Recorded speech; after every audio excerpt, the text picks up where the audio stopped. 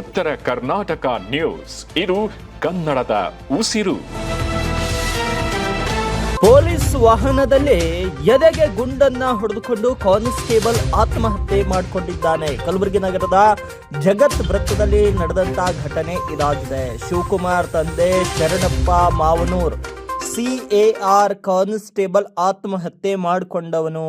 ಇನ್ನು ಜೇವರ್ಗಿ ತಾಲೂಕಿನ ನರಿಬೋಳ್ ಗ್ರಾಮದ ನಿವಾಸಿ ಶಿವಕುಮಾರ್ CAR ವಾಹನದಲ್ಲಿದ್ದ 303 ರೈಫಲ್ನಿಂದ ಎದೆಗೆ ಗುಂಡನ್ನು ಹೊಡೆದುಕೊಂಡು ಆತ್ಮಹತ್ಯೆ ಮಾಡಿಕೊಂಡಿದ್ದಾರೆ. ಇವತ್ತು CM ನಗರದಲ್ಲಿ ಇದ್ದ ಕಾರಣ ಇತರೆ ಪೊಲೀಸರಂತೆ ಬಂದೋಬಸ್ತ್ ಕರ್ತವ್ಯ ನಿರ್ವಹಿಸುತ್ತಿದ್ದರು ಶಿವಕುಮಾರ್. ಸ್ಥಳಕ್ಕೆ ನಗರ ಪೊಲೀಸ್ ಕಮಿಷನರ್ ಭೇಟಿ ನೀಡಿ ಪರಿಶೀಲನೆ ನಡೆಸಿದ್ದಾರೆ. ಆತ್ಮಹತ್ಯೆಗೆ ಕಾರಣ ತಿಳಿದು ಬಂದಿಲ್ಲ ಅಂತ ತಿಳಿಸಿದ್ದಾರೆ.